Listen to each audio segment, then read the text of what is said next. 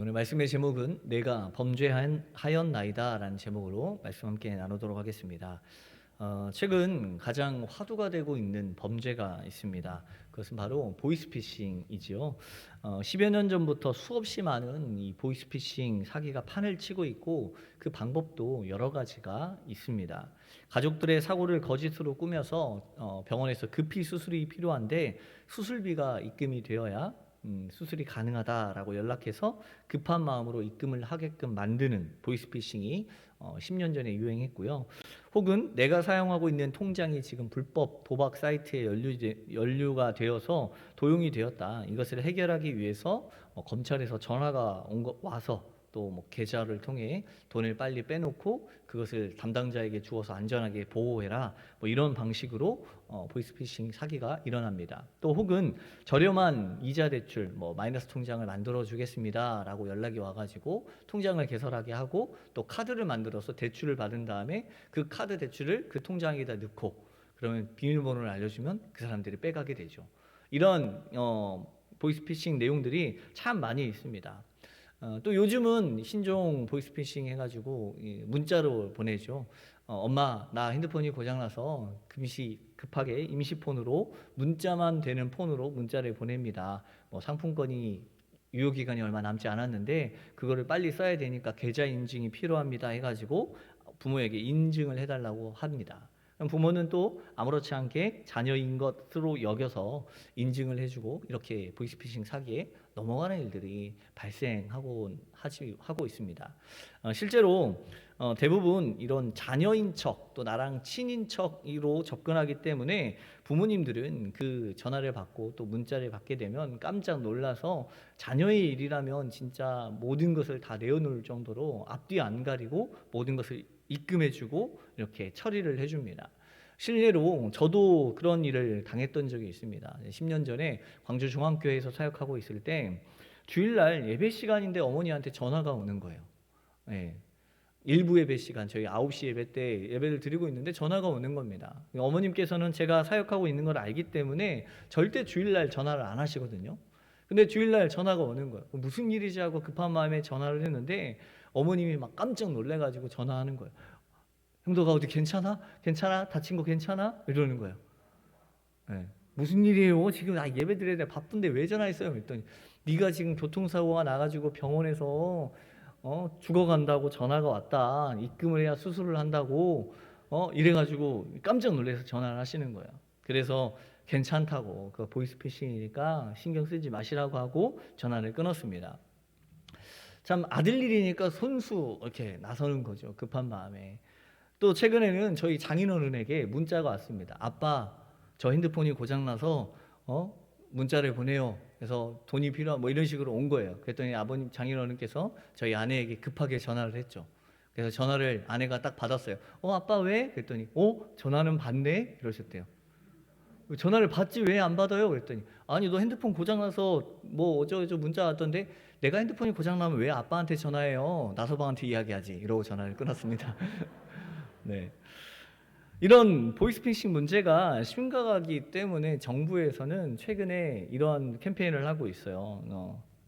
보이스피싱 범죄자들에게 특별 자수기간 3개월 동안을 시행하기로 했다고 합니다. 그래서 이번 달 12일부터 3개월 1월 11일까지 대검찰청과 합동해서 전화금융 사기 범죄단체 가담자 자수기간을 갖기로 했습니다. 혹시 가담하고 계신 분이 있다면 속히 연락을 해주시면 좋을 것 같습니다. 자수하면 광명을 찾고 자수하면 사회복귀 지원을 목표로 하고 모든 것을 다 용서해주고 국가에서 지원해준답니다. 일자리를 지원해주고 그래서 이제 보이스피싱에 대한 정보들을 수집하고 이 대장을 잡기 위해서 가담자들에 한해서 이렇게 자수하는 사람들 찾고 있다고 합니다. 이렇게 사회에서는 여러 가지 방법으로 잘못을 범한 이들을 원래의 자리, 본래의 자리로 돌아올 수 있도록 여러 방법들을 지원해 주고 있습니다. 자수하는 사람들에게 처벌을 약하게 해주거나 또 그들이 삶이 어려우면 그들이 올바른 삶을 살아갈 수 있도록 삶의 지원, 뭐 직업을 훈련하고 이런 일들까지 다 지원해 주는 것이죠. 그런데 여러분, 우리가 신앙에 있어서는 어떻습니까? 그리스도인이 이 가장 많이 품어야 될 마음이 바로 이 마음이 아닌가 싶습니다. 주님, 내가 범죄하였습니다 라는 마음. 하나님 앞에 자수하고 돌아오는 모습이 있어야 하는데 그렇지 못하는 경우가 우리 안에 얼마나 많이 있습니까? 올해 2020년 도쿄올림픽이 열리지 않았습니까? 그런데 도쿄올림픽 중에 참 즐겁게 봤던 경기가 있어요. 그것은 펜싱 경기였습니다. 남자부 펜싱 경기를 정말 재밌게 봤는데요. 여자부 펜싱도 재밌었지만 이 펜싱을 보면 여러분 어떻게 게임이 진행되는지 보이시는지 모르겠습니다. 그냥 칼 든 두 사람이 앞으로 갔다 뒤로 갔다 흔들었다가 칼을 막 찔렀다가 하는데 붉은 등이 두르면서 막 환호를 지르고, 그럼 누가 이겼다고 심판이 해주니까, 아나운서가 말해주니까 그냥 이겼는가 보다 하고 넘어가는 것이죠. 길고 얇은 칼이 엄청 빠르게 진행되다 보니까 정작 찌른 사람도 심판도 내가 점수를 냈는지 잘 모르는 거예요. 그래서 전자장비로 그 점수를 판단하게 되어 있는 것이죠. 그래서 불이 들어오는 것을 보고 내가 실점을 했는지 안 했는지를 알 수 있게 되어 있습니다. 그런데 여러분, 이 펜싱은 근대 경기가 아니라 중세부터 행해졌던 이 운동이죠. 근데 과거에 전자장비가 없었던 옛날에는 어떻게 승부를 판정했을까? 이 내용을 보니까 의외로 해결책이 아주 간단하게 있었습니다. 무엇이었냐면 펜싱에서는 누가 칼에 맞았는지를 정확하게 아는 사람이 한 명이 있다라는 거예요. 누굴 것 같습니까? 네, 맞은 사람이죠. 심판도 아니고 공격한 사람도 아니고 관중도 아닌 칼에 맞은 사람이 내가 칼에 맞았구나를 명확하게 알고 있다라는 거예요. 축구에서 득점을 하면 골이라고 외치듯이 펜싱에서는 공격이 성공하면 투쉐라고 외친답니다. 그래서 공격이 딱 끝나고 나면 투쉐라고 손을 든답니다. 근데 이 투쉐라는 말이 무슨 뜻이냐면 찔렸다라는 것이 아니라 찔렸다라는 거죠. 내가 찔렀다라는 것이 아니라 내가 찔렸습니다 라고 고백하는 거예요. 그렇기 때문에 당연히 찌른 사람이 아니라 찔린 사람이 외치는 것입니다. 나밖에 모르는 이 실점을 투쉐라고 외치면서 내가 찔렸습니다 스스로 인정하며 손을 드는 것이 승패를 가르게 된다는 것이죠. 이것이 가능하다고 여겨지십니까? 경기를 하는데 내가 졌습니다라고 손을 든다라는 것이 쉽지 않지요. 조금이라도 숨겨야 내가 승리하는데 내가 칼에 맞았다라는 것을 알리기란 쉽지 않습니다. 그러나 펜싱은 본래 무예라고 했습니다. 무예의 목적은 무공을 쌓아서 적에게서 내 가족과 내가 사랑하는 사람들을 지키는 것입니다. 그런데 이 펜싱에서의 무력은 내가 찔렸습니다, 투시에라고 외칠 때마다 그 무공이 더 쌓여간다, 더 올라간다. 그래서 그 사람의 가치가 더 높임받는다라고 말합니다. 그래서 명확하게 찔렸을 때 내가 이것을 찔렸습니다라고 인정할 때마다 그 펜싱의 법도에 의해서 저 사람은 정말로 정직하고 이 펜싱의 무예를 존중하는 사람이구나라고 인정을 받게 되는 것이지요. 그리고 투시에라고 외치는 이 사람은 자기의 패배를 인정하고 그때마다 이렇게 생각하는 것이죠.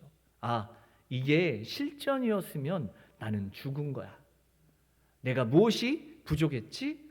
내가 조금만 더 이렇게 하고 이렇게 노력했으면 찔리지 않았을 것인데 라고 생각하면서 더 강하게 훈련을 거듭할 수 있고 그렇게 성장해 갈 수 있었던 것입니다. 만약 투시에를 외치지 않았다면 당장의 창피함과 패배감은 견딜 수 있었겠지만 무공이 쌓이지 못해서 결국 실전에 나가면 나와 내 가족을 지킬 수 없기 때문입니다. 그래서 실수와 패배를 인정하기란 우리가 참 쉽지 않습니다. 누가 실수와 실패를 인정하겠습니까? 저 역시도 제가 실수한 것이 있다면 곧바로 이렇게 사과하거나 드러내기가 참 쑥스럽고 부끄럽고, 또 내가 이것을 드러냄으로써 내 위치나 내 존재가 어떻게 될 것 같은 그런 마음이 느껴지기 때문에 말하기가 어렵습니다. 요즘처럼 경쟁이 치열한 시대에는 내 단점보다 내 허물보다 그것을 감추고 내 장점과 내가 능력 있는 어떤 그런 영역들을 성공을 어필해야 살아남을 수 있을 것 같습니다. 하지만 그러면 당장은 넘어갈 수 있지만 점점 나의 성장은 묘연해질 수밖에 없는 것입니다. 여러분, 신앙도 마찬가지입니다. 죄에 있어서 우리의 죄악, 내가 가지고 있는 죄악은 아무도 모릅니다.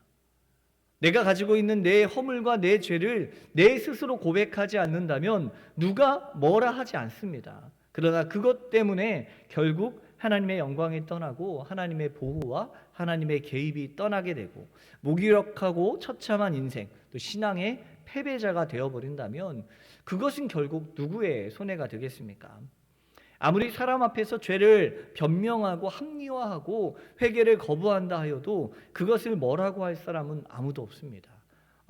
죄를 범하지 않았다는데 누가 그 사람에 대해서 정죄하겠습니까? 그것도 사회적인 어떤 그런 법을 어긴 것도 아니고 그냥 내 안에 있는 스스로 내가 누군가를 미워하는 죄, 내가 누군가에게 거짓말했던 죄, 이런 사소한 모든 죄악들을 그냥 내가 덮고 있으면 아무도 그것에 대해서 이야기하지 않습니다.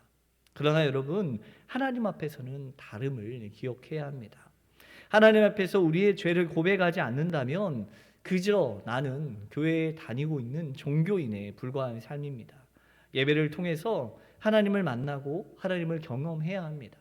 그런데 죄에 가로막혀서 하나님을 경험하지 못한다면 그 삶이 어떻게 하나님 앞에서 거룩한 삶이라고, 거룩한 성도라고 말할 수 있겠습니까? 여러분 잘 알지 않습니까? 거룩은 구별되다라는 뜻을 가지고 있습니다. 우리가 거룩한 삶을 살아야 돼라고 말하는 것은 내가 구별된 삶을 살아야 된다라고 말하는 것과 같습니다. 즉 죄악과 부정으로부터 철저하게 분리됨으로 오직 내가 하나님의 소유가 되는 것이 거룩의 첫 번째 모습입니다. 그런데도 구별되지 못하고 오늘 나의 죄악을 고백하고 인정하지 못한다면 거룩한 삶을 살아낼 수 없는 것입니다. 그렇기 때문에 그리스도인들은 항상 내가 죄인입니다. 주님 오늘도 실수하고 넘어졌습니다. 주님 내가 범죄하였습니다. 라고 당당하게 외칠 수 있어야 됩니다. 이거는 부끄러운 게 아닙니다. 죄를 인정하는 것은 수치스러운 것이 아니라 회복의 지름길이고 변화의 시작점입니다. 모르는 것을 인정하고 틀린 것을 고쳐야지 아무것도 변하지 않고 그대로 살아간다는 것은 절대로 있어서는 안 되는 행동인 것이죠. 즉 죄의 인정이 내가 살 길이고 내가 사랑하는 가족이 살 길이고 내 공동체를 지키는 유일한 길입니다. 또한 이 진실한 회개는 나를 성장시킬 뿐만 아니라 나의 문제들을 풀어내는 길이 된다는 사실을 잊지 않아야 합니다. 여러분 오늘 우리의 삶이 어떻습니까? 답답하고 풀리지 않는 삶이 많이 있습니까? 혹 아무리 기도하고 하나님께 긍휼과 은혜를 구하는데도 여러분의 문제들이 풀리지 않고 머물러 있는 것처럼 느껴지는 경우가 있으십니까? 망망대해에 나 혼자 떠돌고 있는 것처럼 하나님께서는 나를 외면하시는 것만 같아서 속상한 마음이 들 때가 있으십니까? 하나님은 오늘 본문 말씀에 분명하게 말씀하십니다. 1절과 2절 말씀을 보면 여호와의 손이 짧아 구원하시 못하심도 아니요 귀가 둔하여 듣지 못하심도 아니라 오직 너희 죄악이 너희와 너희 하나님 사이를 갈라놓았고 너희 죄가 그의 얼굴을 가리어서 너희에게서 듣지 않으시게 함이니라. 아멘. 하나님의 팔이 짧아서도 하나님의 귀가 어두워서도 아닙니다. 하나님이 깜빡 나를 잊으신 것도 아닙니다. 오히려 하나님은 지금 나의 문제를 해결해 주시고 내 기도에 응답해 주시고 나의 삶의 자리에 변화의 자리에 회복의 자리로 이끌어가고 싶으신데 오늘 내가 하나님과의 나 사이에 죄로 인하여서 담이 쌓여 있기 때문에 듣지 못하시고 듣지 않으시게 된 것입니다. 하나님은 한 번도 우리에게서 눈을 뗀 적이 없으십니다. 오늘 나의 삶에 집중하고 계시지만 죄로 인해서 하나님이 아닌 내 눈이 가려졌고 내 손이 막혀 있는 것입니다.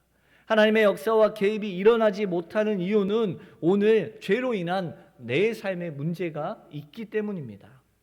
그 죄의 담을 허무는 유일한 무기가 바로 회개입니다. 우리가 하나님 앞에 회개해야 우리의 죄의 담이 무너지는 것입니다. 회개의 방법은 너무 간단해요. 주님, 내가 잘못했습니다를 외치는 것입니다. 회개하며 하나님께 나아가야 합니다. 하나님과의 나 사이에 막혀있는 이 죄의 담을 무너뜨리면 그 풀리지 않았던 내 삶의 지긋지긋한 문제들이 풀어지게 됩니다. 여기에는 특별한 용서의 기술이 복잡한 과정이 필요하지 않습니다. 그냥 주님 앞에 정직하게 주님 내가 범죄하였습니다. 주님 여호와께 죄를 범하였습니다 라고 인정하면 이것이 회복에 있어서 충분한 필요 조건이 되는 것입니다. 그런데 여러분, 이 회복의 길을 우리가 알고 있음에도 불구하고 걸어가지 이 길로 나아가지 못하게 하는 존재가 있습니다. 항상 이간하는 존재이지요. 그것이 바로 죄이고 사단입니다. 이 죄악은 우리로 하여금 하나님과의 얼굴을 가리게 하고 귀를 닫게 하고 하나님 앞에 나아갈 수 없게 합니다. 이 죄악들이 얼마나 악독한지 오늘 자신의 죄악을 보지 못하게 하죠. 오늘 본문을 보면 백성의 죄악에 대해서 하나님이 이사야에게 말씀하고 있습니다. 그들의 손이 피의 손가락이 죄악에 더러워졌고 입술은 거짓을 말하고 혀는 악독을 낸다.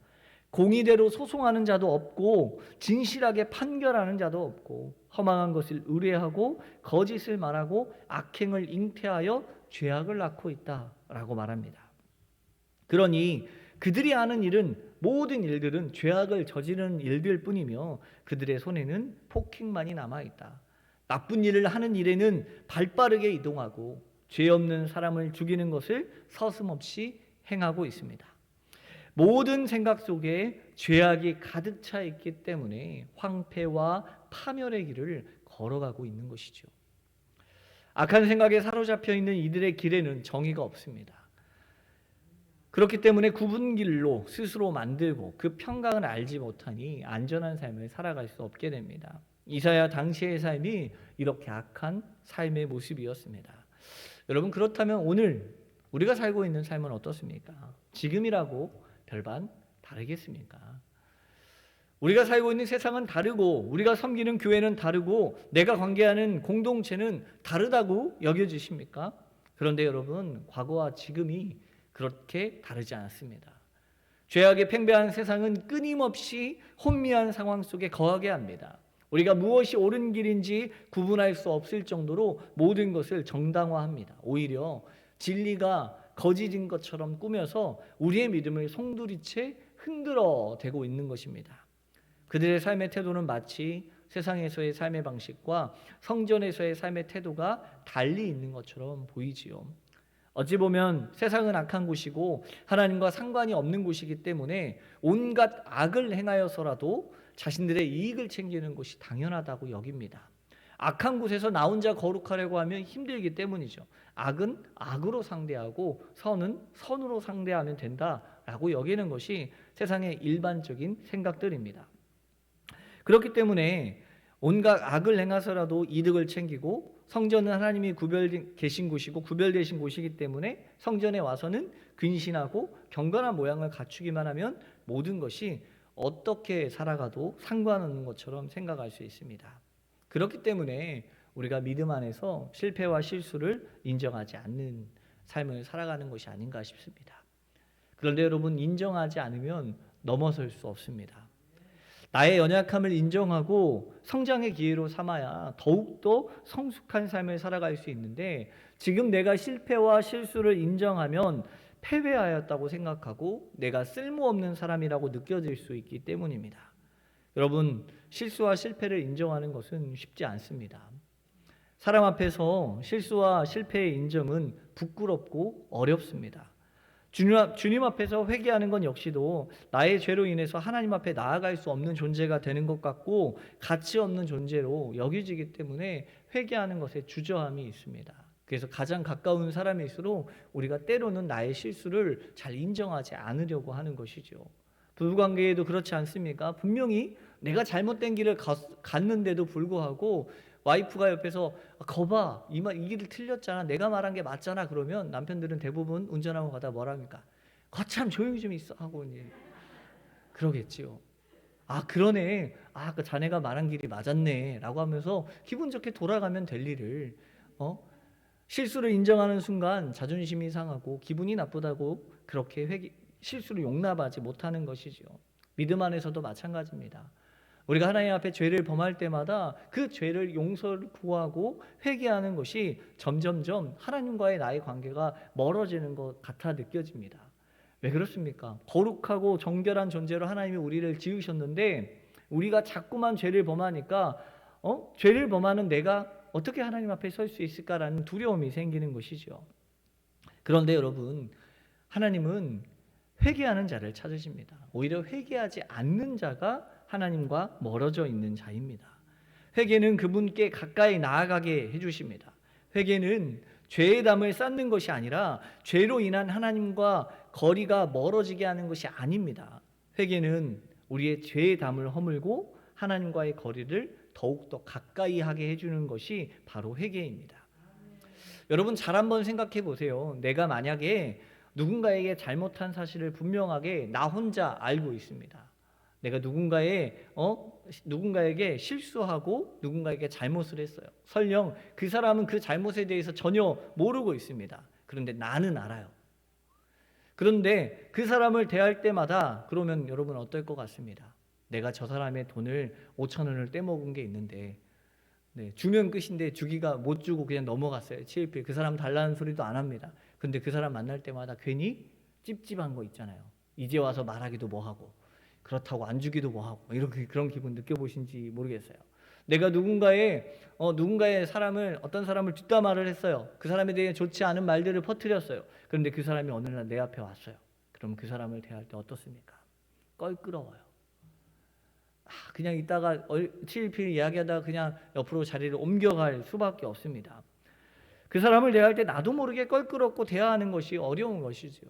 여러분, 어렸을 적 부모님의 지갑이나 이 저금통에 손을 대어본 경험들이 한두 번은 있을 거예요. 저도 어머님 지갑에 500원짜리 하나 뭐 이렇게 1000원짜리 하나 가져다가 아이스크림을 사 먹어 본 적이 있는데 그렇게 돈을 빼서 부모님이 집에 안 계셨기 때문에 돈을 빼서 아이스크림을 사 먹고 집에 왔어요.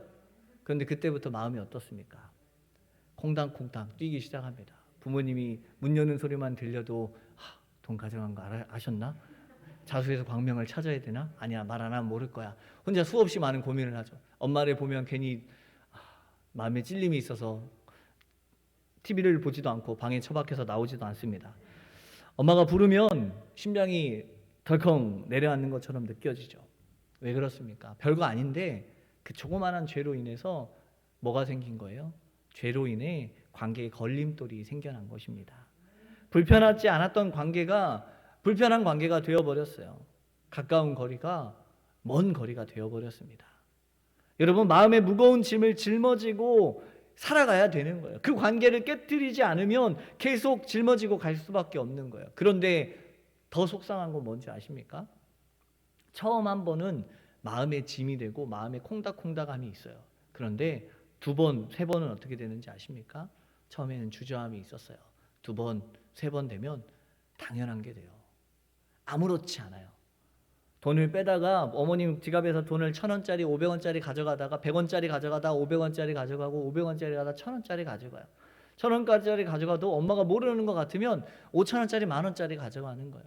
그리고는 뻔뻔하게 거실에 나와서 TV 보고 엄마랑 노가리를 까는 거죠. 그러다가 나중에 부모님이 다 알게 되면 그 관계에 대한 불신은 어떻게 되어질까요? 그래서 하나님은 우리에게 이렇게 물으십니다. 네가 범죄한 것이 있느냐? 너 무엇을 죄에 대해서 명확하게 말씀하시는 거죠. 다만 우리가 못 듣고 있는 거예요. 아이들을 양육함에도 그렇게 훈육하라고 이야기하더라고요. 너 이렇게 예를 들어서 아이가 학원을 안 가면 너 오늘 학원 다녀왔어? 라고 물어보면 아이는 뭐라고 이야기할까요? 당연히 갔다 왔다고 이야기하겠죠. 부모는 당연히 안 갔다 온 걸 알고 물어본 건데 아이는 그렇게 대답하는 거죠. 얼렁뚱땅 넘어가면 될 것처럼. 그런데 오히려 그때 부모는 더 명확하게 너 오늘 학원을 무슨 일로 빠졌니? 라고 물어봐야 더 정직하게 대답할 수 있다라는 거예요. 사단은 우리에게 계속 이야기하는 것이죠. 관계에 있어서 야, 그 정도는 넘어갈 수 있어. 하나님 그 정도 몰라. 그 정도 고백하지 않아도 돼. 회개하지 않아도 돼. 라고 이야기합니다. 그러나 그러한 조그마한 죄악들이 하나님과 우리의 관계에서 걸림돌이 되어서 우리를 가로막고 있다라는 것입니다. 여러분 한번 곰곰이 생각해 보세요. 여러분의 삶에 있어서 죄로 인해 두려움에 떨어본 기억이 있으신가요? 그때가 언제이십니까? 내가 범죄한 것으로 인해서, 내가 잘못한 것으로 인하여서, 내가 누군가에게 상처 준 것으로 인하여서 내 마음에 불편함이 있었던 때가 언제가 있으십니까? 여러분, 신앙은 기도하고 예배하고 찬양하는 것이 신앙의 목적이 아니에요. 이것은 예배의 목적입니다. 하나님 앞에 나와서 하나님 앞에 예배하고 기도하고 찬양하고 말씀 듣고 말씀대로 살아가는 것이 예배드리는 자의 모습이에요. 그렇다면 신앙의 모습은 무엇이냐면 자꾸자꾸 우리의 죄를 생각하는 거예요. 내가 무엇을 잘못했지? 내가 어떤 죄악을 저질렀지? 내가 누군가에게 거짓된 행동, 잘못된 행동, 그리스도인답지 않은 행동을 행하였는지를 계속 생각하고 또 생각해야 돼요. 내 생각 가운데 내 삶이 떳떳해지고 내 생각 가운데 내 삶이 당당해지면 여러분, 위기 신호가 찾아온 거예요. 믿음 안에서 당당함은 가질 수 없습니다. 우리가 어떻게 주 앞에서 하나님 앞에서 당당할 수가 있겠습니까? 하나님 앞에 우리는 철저히 낮아지고 또 죄악 가운데 쓰러질 수밖에 없는 존재임을 인정하며 살아가야 된다라는 거예요. 그렇기 때문에 우리는 매일매일 죄로 인해 내 삶에 하나님과의 관계가 멀어지게 하는 것들이 무엇인지를 기억하고 그것 때문에 두려움에 떨며 하나님 앞에 범죄하고 있는 것인지 무엇인지 주님, 내가 잘못했습니다라고 외칠 수 있어야 됩니다. 오늘 본문 5절에 이렇게 이야기하잖아요. 독사의 알을 품으며 거미줄을 짜나니 그 알을 먹는 자는 죽을 것이요 그 알이 밟힌즉 터져서 독사가 나올 것이라. 짧았던 악한 생각이라 할지라도 그 즉시 주님, 내가 범죄하였습니다 라고 고백하지 않으면 어느덧 내가 품고 있던 그 악함이 알을 품고 거미줄을 짜고 남을 해치는 모습으로 바뀌어지는 것이죠. 죄악된 선택은 나의 생각에서 비롯됩니다. 죄를 죄로 여기지 아니하고 인정하지 않게 되면 죄를 죄로 여기는 것이 아니라 이제는 더 치밀하게 악한 계획을 세우고 그에 근거하여서 악을 행하게 되는 것이죠. 사람의 생각은 다 근본적으로 악합니다. 부패한 마음을 가진 인간은 선한 생각을 할 수 없습니다. 사람의 생각은 생각하는 것마다 악할 뿐이죠. 이기적인 욕심으로 가득 차 있기 때문에 조금이라도 손해보는 것을 감당할 수 없는 것입니다. 그래서 하는 것마다 선한 것 대신에 악한 것만 저지를 뿐입니다. 로마서 3장 12절에서 15절에 바울은 이렇게 고백하죠. 다 치우쳐 함께 무익하게 되고 선을 행하는 자는 없나니 하나도 없도다. 그들의 목구멍은 열린 무덤이요 그 혀로는 속임을 일삼으며 그 입술에는 독사의 독이 있고 그 입에는 저주와 악독이 가득하고 그 발은 피 흘리는데 빠른지라. 인간의 마음은 부패하여 어떠한 의도 행할 수 없습니다. 그렇기 때문에 죄에 대한 마음이나 행동이 있게 되면 여러분, 그때마다 하나님 앞에 손을 들어야 합니다. 펜싱 선수가 투쉐라고 외치면서 내가 찔렸습니다 고백하는 것과 같이, 주님, 제가 죄에 찔렸습니다. 주님, 내가 죄를 저질렀습니다. 지금 내가 용서받을 수 없는 길을 행하였습니다 라고 고백할 수 있어야 합니다. 여러분, 고백이 있어야 돌아설 수 있어요. 죄에 대한 인정이 있어야 회복의 길을 찾을 수 있습니다. 죄에 대한 인정이 있어야 내가 무슨 잘못을 범했는지, 내가 어떤 길에 연약한지 나의 삶을 정비할 수 있는 거예요. 그리고 그 다음에 그 잘못을 범하지 않는 것이죠. 이 모든 일은 성령의 능력으로 가능합니다.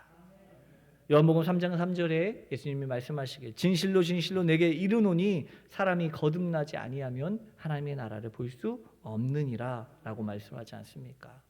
자신의 죄로부터 나 자신을 인정하고 그리스도의 능력으로만 거듭나야 의를 행할 수 있습니다. 의를 행하는 자만 하나님 나라에 들어갈 수 있습니다. 여러분, 죄의 고백은 우리 안에 두려움이 아닙니다. 다윗의 고백 가운데 시편 103편 10절에서 12절을 보면 이렇게 기록되어 있습니다. 우리의 죄를 따라 우리를 처벌하시지는 아니하시며 우리의 죄악을 따라 우리에게 그대로 갚지는 아니하셨으니 이는 하늘이 땅에서 높음같이 그를 경외하는 자에게 그의 인자하심이 크심이로다.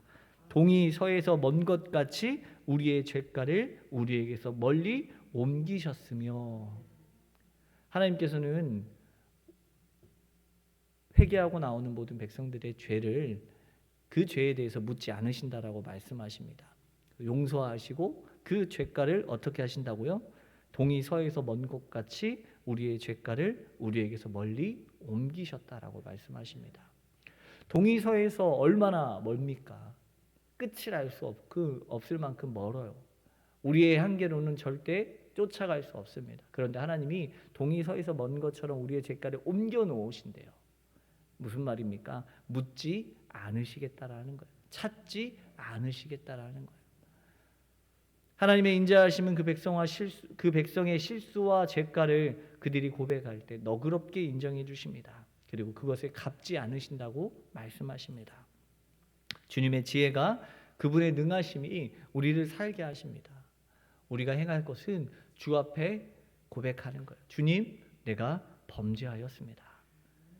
그렇게 주님 앞에 엎드릴 때 악한 삶, 불의한 삶에서 하나님이 우리를 인도하셔서 주님 안에서 회복을 누리게 하시고 이제는 죄의 종이 아니라 하나님의 종으로서 자유를 누리며 큰 기쁨 가운데 살아갈 수 있게 하시는 그 하나님을 기억하고 언제나 믿음 가운데 주님 앞에 고백하며 우리의 삶을 살아가는 귀한 성도님들의 삶이 되기를 소망합니다. 기도하겠습니다. 하나님 감사합니다. 오늘 우리가 주께 범죄하였습니다 라고 고백하는 삶을 살아가게 하여 주시옵소서. 우리의 죄로 인하여 하나님과의 우리의 관계가 담이 생기고 걸림돌이 생겨 주 앞에 나아가지 못하게 하는 것이 너무나도 많이 있습니다. 그것들이 더 이상 우리를 지배하지 못하도록, 그것들이 우리를 더 이상 침범하지 못하도록 죄악 앞에 당당하게 우리의 죄악을 고백하고 주님 앞에 용서함을 구하며 주님이 그것을 통하여 우리의 삶을 변화시키기를 기대하며 나아가는 거룩한 백성의 삶이 되게 하여 주시옵소서. 오늘도 이 계신 주님 앞에 감사드리며 사랑 많으신 예수님의 이름으로 기도합니다. 아멘.